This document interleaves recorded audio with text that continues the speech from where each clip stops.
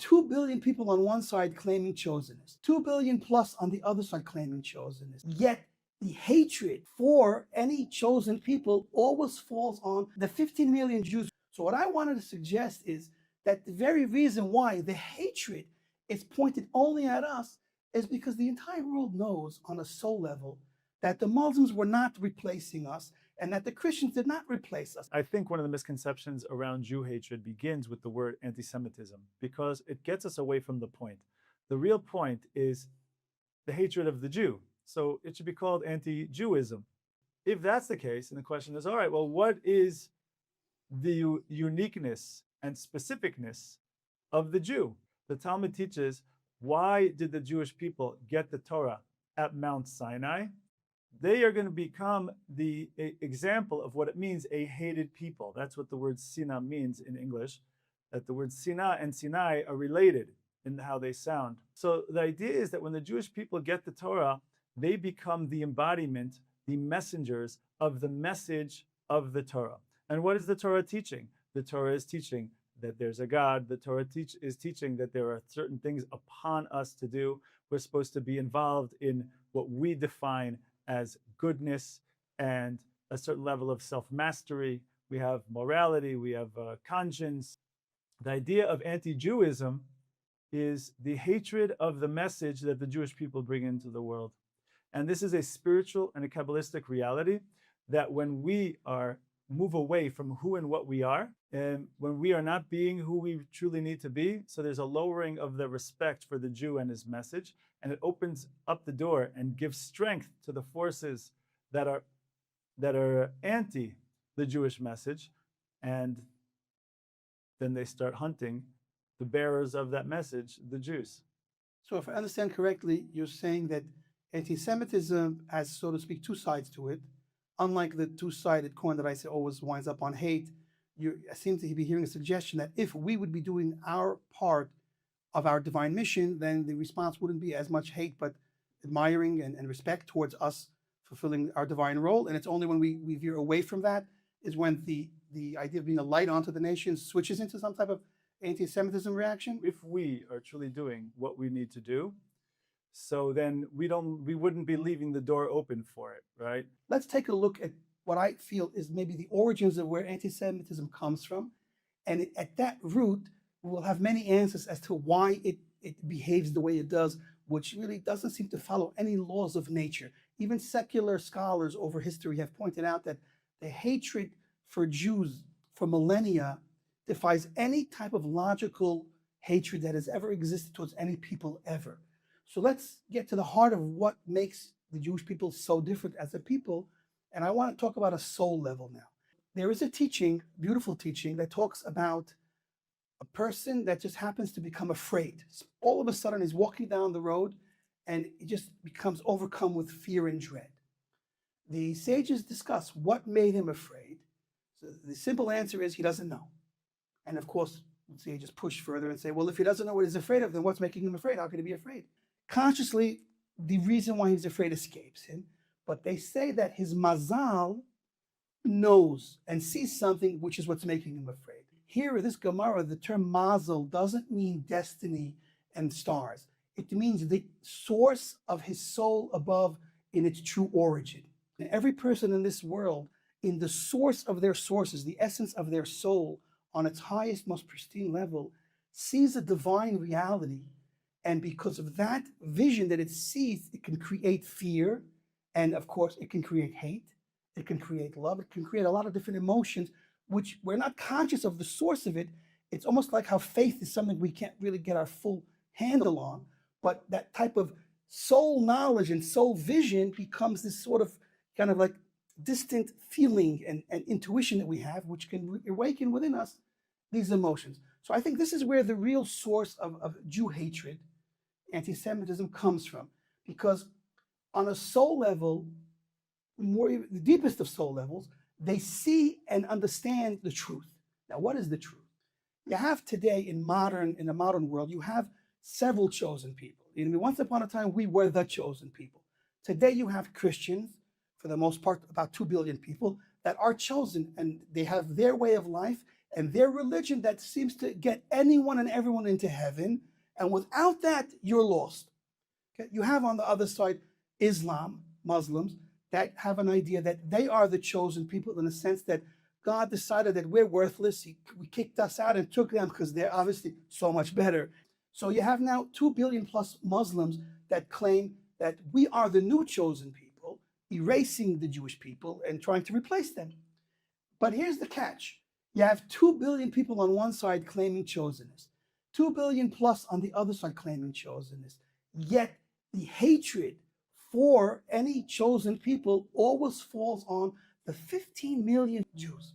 For some reason, the 15 million Jews create more hatred by billions and billions of people in the world today than the 4+ billion people that are claiming the same claim as us.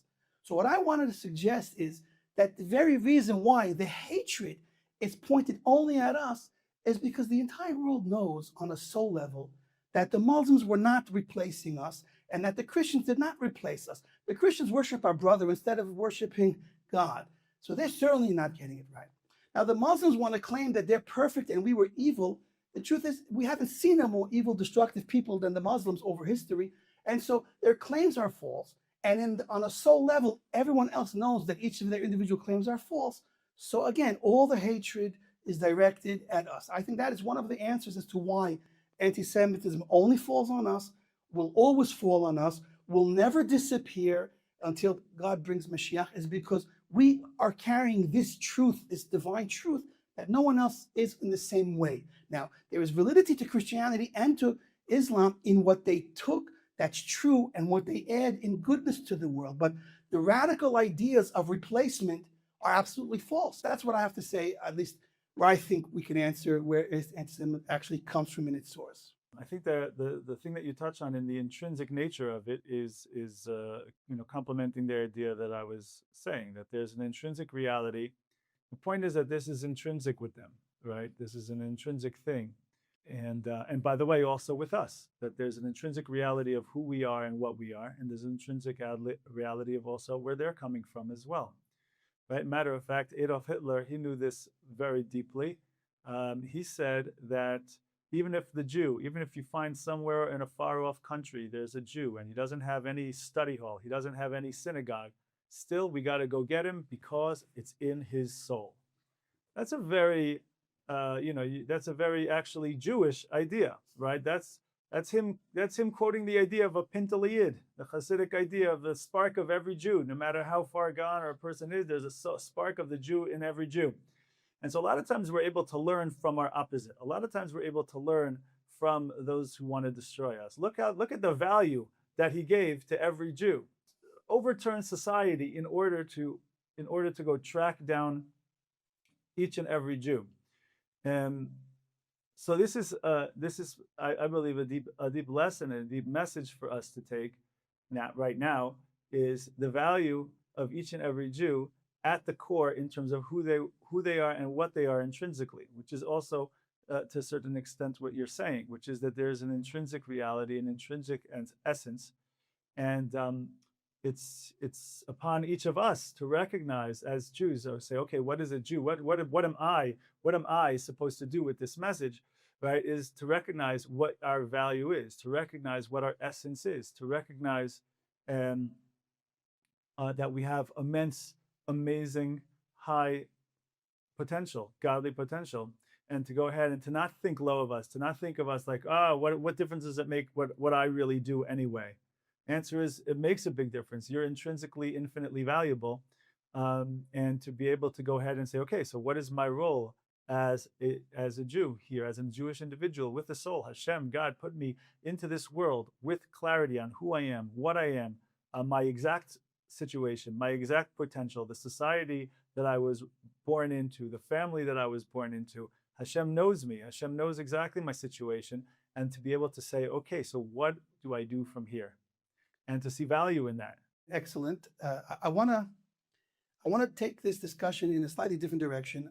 I think that coming back to what I started with, this idea of anti-Semitism being a two-sided coin, I think it's interesting to see today, for example, 2026, we see secular Jews identifying with their Jewishness because they're being pushed.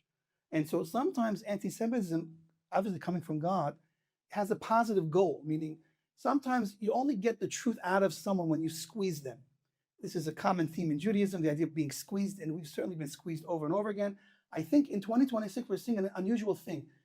Totally secular Jewish people, the essence is coming out because they're being pushed and squeezed. They're seeing a world that's just full of lies, full of hate, and they embraced that world for so long. They wanted to be with them, and they felt that this is a better life than Judaism and being Jewish, and they put their Judaism secondary. But then they see in the end of the day that you can't stop but scream at the unfairness towards the Jewish people. And so college students are doing things, are behaving in ways that you would have never expected. And I think that could be their sort of way of bringing Mashiach, they're bringing out their essence and helping to bring the Jews where they need to go. God has many ways of accomplishing his goal. And I want to share this insight ultimately from the Talmud, but it's a very deep insight. And I think with this, I want to redefine what it means that we're waiting for Mashiach and we're waiting for a final redemption. Because we know that our story of redemption begins with going out of Egypt. We connect everything of our life experience and every generation that we're in and every exile that we've been through back to Egypt. But there's something about the final redemption which is going to be different than the Egyptian redemption and all others. We talk about the question, it's a fabulous question, it's a very troubling question for many.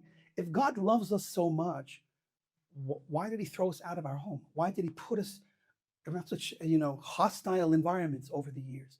And so the sages very boldly and very innovatively reveal a deeper truth than we would not expect. It's counterintuitive, it's very shocking in my opinion, is that on the one hand, we're being punished on a basic level, but at the same time, it's God's desire that the Jews go out of their comfort zone into the nations themselves and be a light, not just from a distance, but from up close.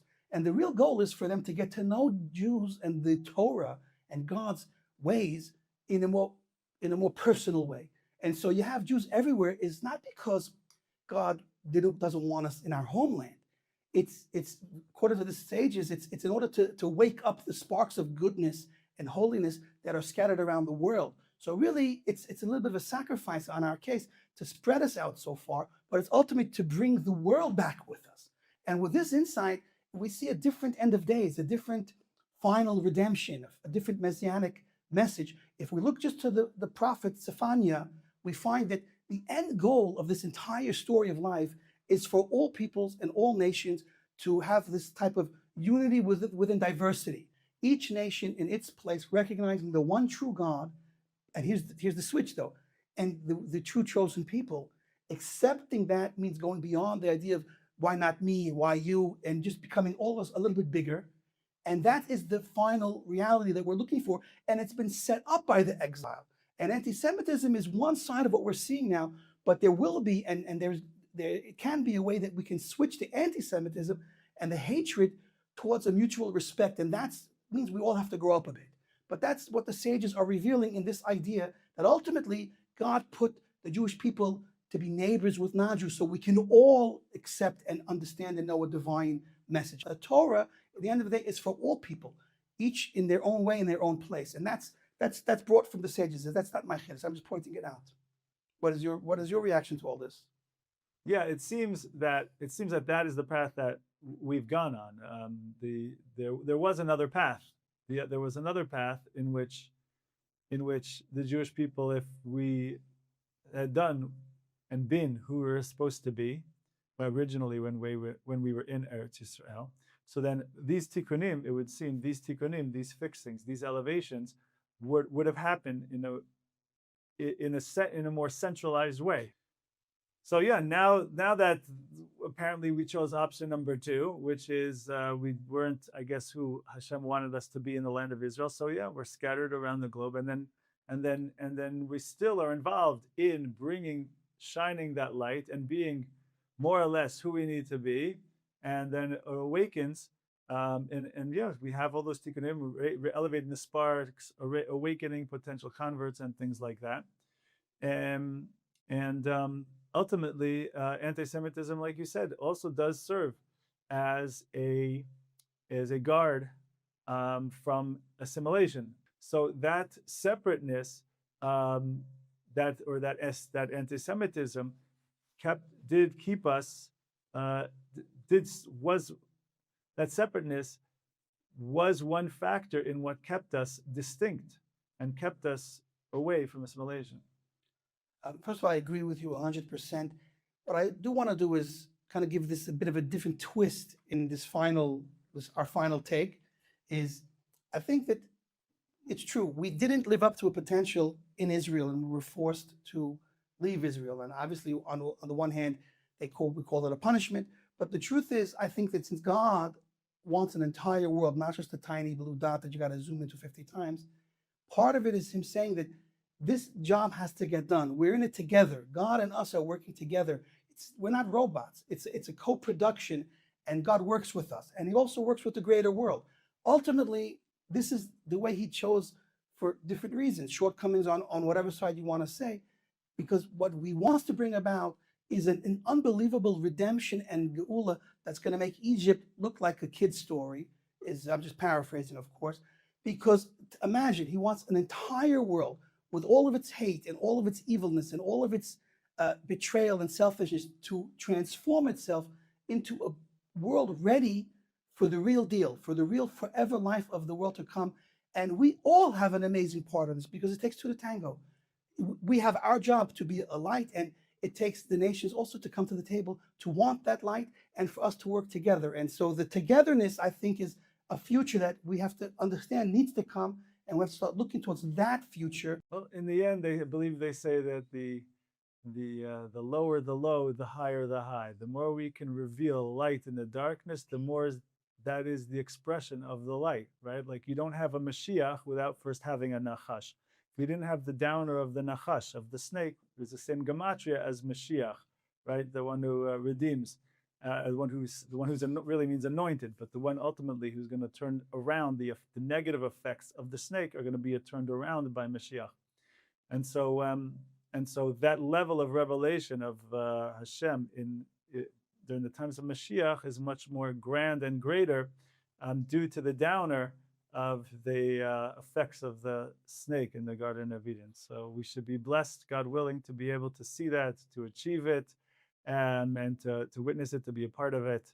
And God willing, we should be vehicles for the expression of Hashem in the world and bring about the world's ultimate uplifting. Amen, amen. I hope you all enjoyed this conversation. Put some comments in what you might want to see us speak about in the future, or just let us know you're there. Subscribe, follow. We want to bring out the true light from the darkness and enlighten all of us and make us all ready, God willing, for the wonderful tomorrow coming. We'll see you again.